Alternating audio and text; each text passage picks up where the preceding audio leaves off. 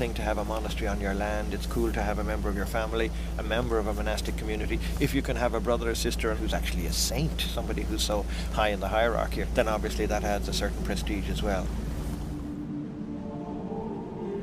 As the influence of Patrick and his successors expanded, the monasteries would emerge as the focal points of intellectual and artistic life.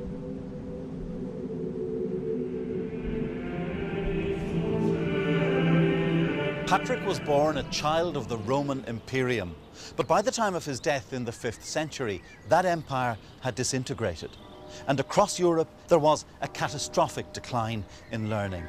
In the 6th century, the scholar Gregory of Tours wrote that in the cities of Gaul, there could be found no scholar trained in ordered composition who could present a picture in prose or verse of the things that have befallen.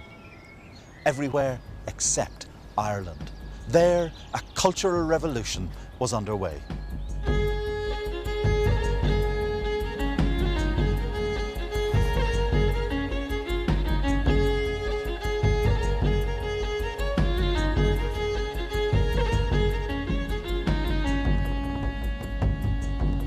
The Church in Ireland was untouched by the traumas afflicting Europe. And as the kings of Ireland were converted, the monks found protectors and patrons.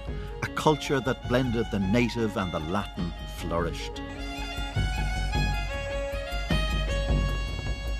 At the centre of this flowering were the monasteries. And this is the great settlement of Clonmacnoise. As you sweep round this turn in the River Shannon, you get the round towers, the churches and everything, and you get the first idea that this is a really substantial monastic foundation. Had we arrived here at the height of its powers, what would we have seen coming around the bend? Well, if you believe the sources, there were several thousand people here living already in the 6th and 7th century, so you can imagine a pretty dense settlement. There would have been an obvious substantial farming element. This would have looked like a very prosperous economic unit.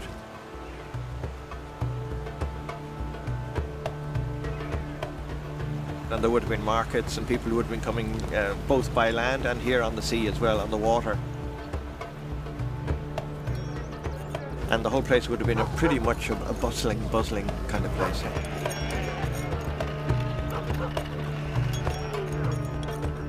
And not just trade, of course, but the whole business of setting down in text. A place like Clonmacnoise would have had a thriving school, and people who were coming here, not only from other Irish monasteries, but we know of people who would have been travelling from either England or even from continental Europe. From that far away? Oh yeah, we had a reputation as scholars all the way back, and certainly it was the place to be in the 7th century if you wanted higher learning, if you wanted advanced knowledge of the Bible or grammar or something like that, then you came to Ireland.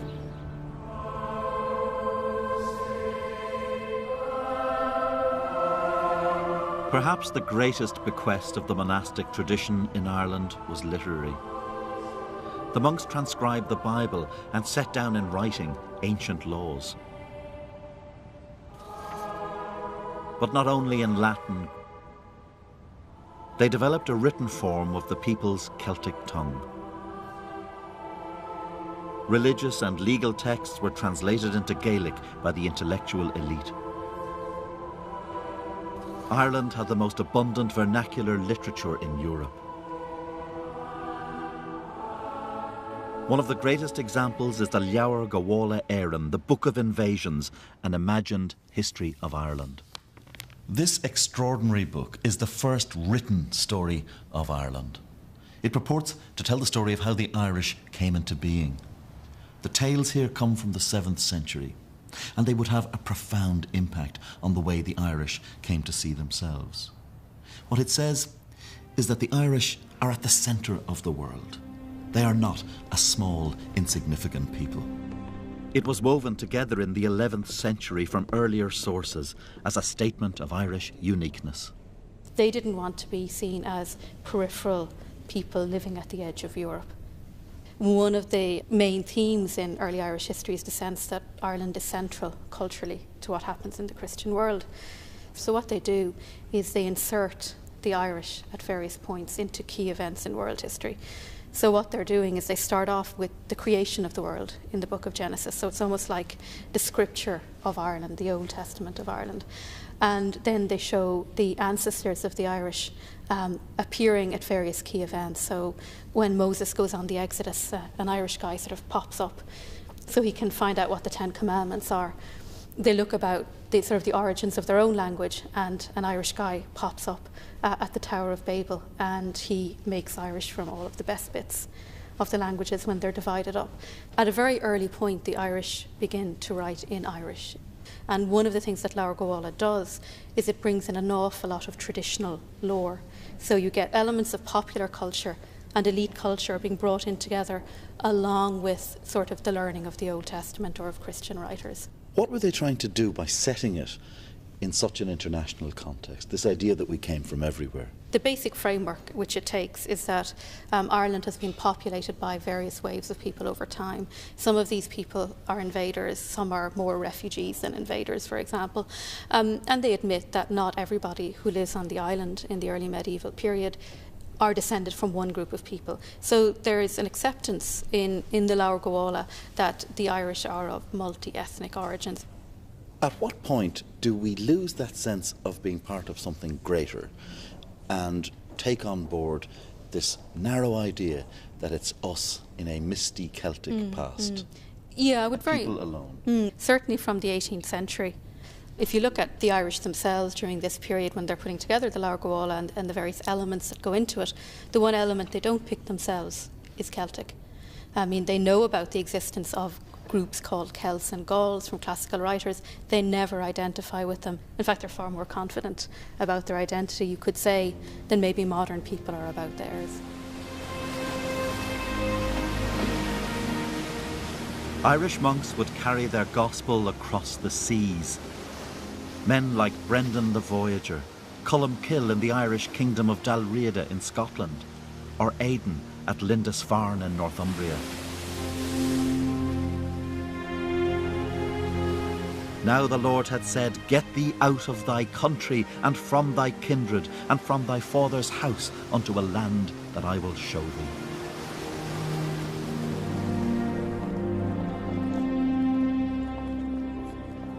The words of Abraham from the Old Testament, and they would echo in the minds of Irish monks.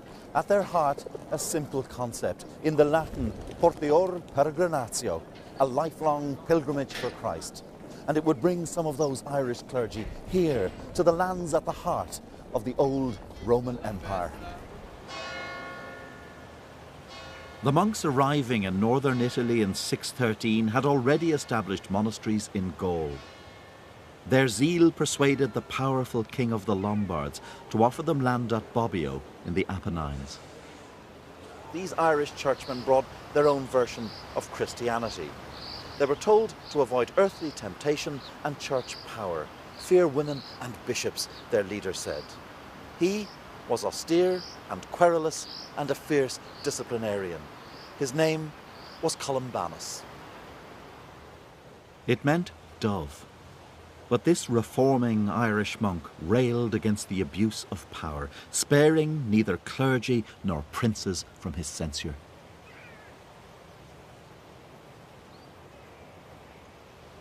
Columbanus even had the temerity to confront the Pope.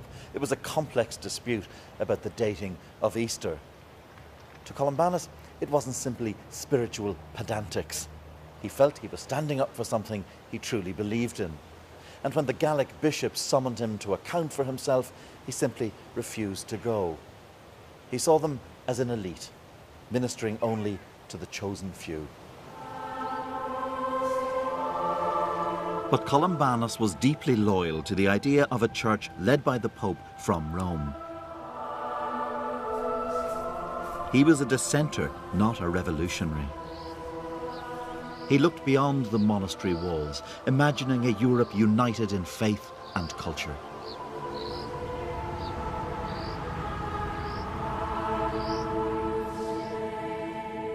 Ci sono molti paesi, molte comunità in Italia che portano il nome di Colombano e sono legate a questa figura, dove col passare del tempo, dei secoli, è rimasto però vivo questo legame che usa Colombano. La concezione di Colombano è quella creare una famiglia di popoli estremamente libero. E dice Colombano, si tollis libertatem, tollis dignitatem. La dignità dell'uomo è strettamente collegata alla propria concezione di libertà, nel senso filosofico più ampio.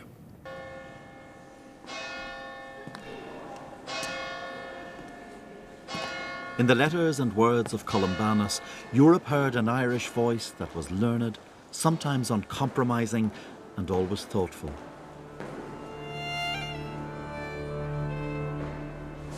At Bobbio, he established one of the greatest libraries of the medieval world.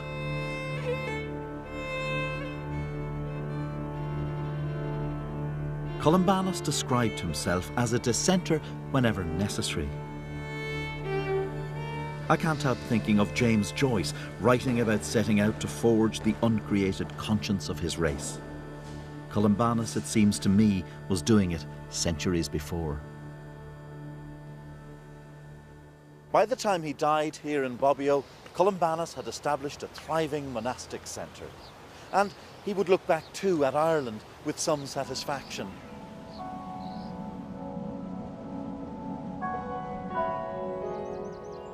For the monasteries were still producing great works of art. He might have been less enamoured at the political manoeuvring.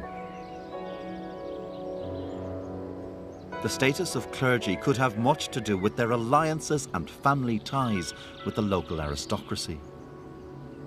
Indeed, from the earliest times, monasteries could be the launching pads for earthly ambitions. The abbot here at Ardmore in County Waterford came from a powerful local family. Declan was said to have been a contemporary of St. Patrick. The story goes that together they went to a banquet of local nobility and together chose the new king of the region. Was this story true? Well, we've simply no way of knowing. But it does underline a significant truth. Churchmen were becoming increasingly powerful political players. And this foreshadows an enduring theme of the Irish story. That embrace between spiritual and temporal power, Christ and Caesar together. So the abbot of a monastery is much more than a spiritual man. He becomes a major political player. He controls a vast number of people and enormous resources. And if you think that the abbot was getting up in the morning to say 5 o'clock mass, he was not. He was much more like a Medici prince. Because the church is rich, the church gets involved in political violence. There's one famous one in which there was a battle between Cork and Clonfert, in which the annals say there was an innumerable slaughter of the ecclesiastical men and superiors of Cork. It sounds an extraordinary idea that you have religious men, spiritual figures, going to war with each other. I mean, it doesn't fit the notion we have of this island of saints and scholars. It doesn't fit the notion, but it is the reality. The abbot of Armagh, or the bishop of Clonmacnoise, had a social status equal to that of a king. But a new power was to loom out of the northern seas.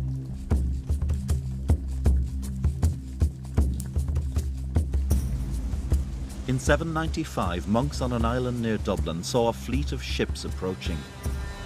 The longships with a dragon's head carved on the bow carried a force of warriors who would plunder the treasures accumulated by the monastery over 2 centuries.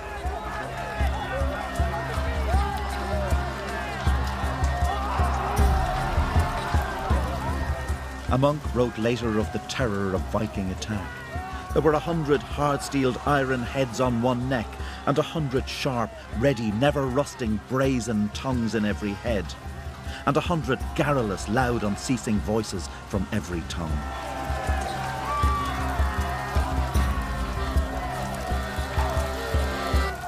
The age of the Vikings had arrived. We're probably standing about 3 metres under the street level, and this is where people would have been walking in the Viking Age. I mean, there's no whitewashing the incredible terror that they sowed. from a fairly early stage. Once Vikings are raiding the Irish coast, they're taking people captive to sell them on as slaves. So a good early example of that is in 821, the Vikings raided Howth just north of Dublin and took a great prey of women. So I think their fate was probably the slave market. It must have stricken absolute fear